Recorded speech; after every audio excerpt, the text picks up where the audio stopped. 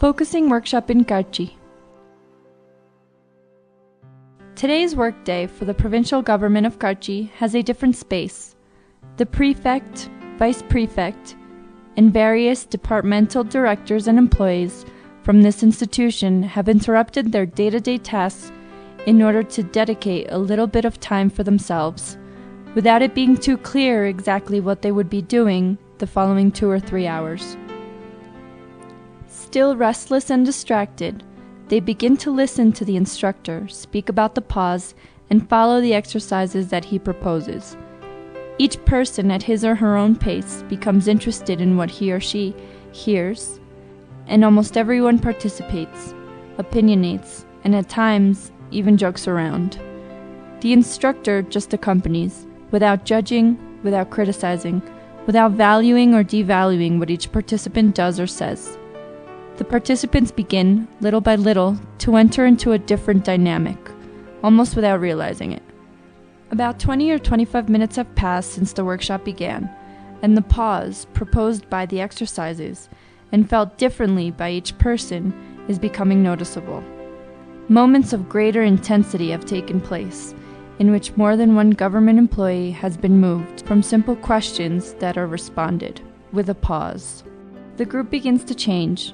From the colloquial and slightly chaotic tone with which the meeting began, we have moved on to a reflective and questioning process of some paradigms that until now were never discussed. They begin to differentiate the pause and slowness. Speed is not a synonym for efficiency. Someone says, with a pause, one is able to think more quickly. 40 or 45 minutes into the workshop, a person must leave due to other engagements, but that person does not leave with empty hands. He is taking something with him. His facial expression gives him away. At least once, for a few seconds, he was able to feel what the pause generates, and even though he does not know what had happened in that moment, he has it, engraved in his being, a small seed of something new. The group was able to manifest an exercise, the strength that the pause generates, and by contrast, the weakness in its absence. The instructor reiterates that the workshop could come to an end at this point. Now, no one is the same as they were when this began. A small object circulates through the hands of the assistants. The instructor invites one or two to share how that feels there. The pause arises naturally. The complicity of the joke between colleagues is replaced by an attentive silence that is transmitted within the group. Now, almost everyone is listening in silence to the diverse forms of feeling the same object, by various people or only by one, in various moments. Without understanding it, they are simply feeling, or accompanying one another, that has been moved, without being able to express in words what arises. The highest-ranking authorities of the province take part in the exercises and accompany their collaborators.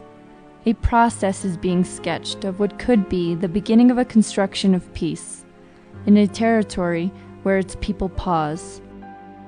Even in the midst of distractions and other activities, each person finds moments to feel. Later, the facilitator proposes an exercise for accompanying another. The assistants could identify different sensations and lessons from that: respect, caring, attention, listening, harmony, coordination. Finally, the I message is discussed with examples and exercises. The group is interested and looks for ways to communicate from the I, recognizing the difficulty, but beginning to notice where to look within themselves. The workshop finishes with a sensation of something that is beginning. The leaders of the province have been able to get a little closer to the pause and what it generates. In their hands, they have a decision of diffusing this practice. FECT is ready to accompany them.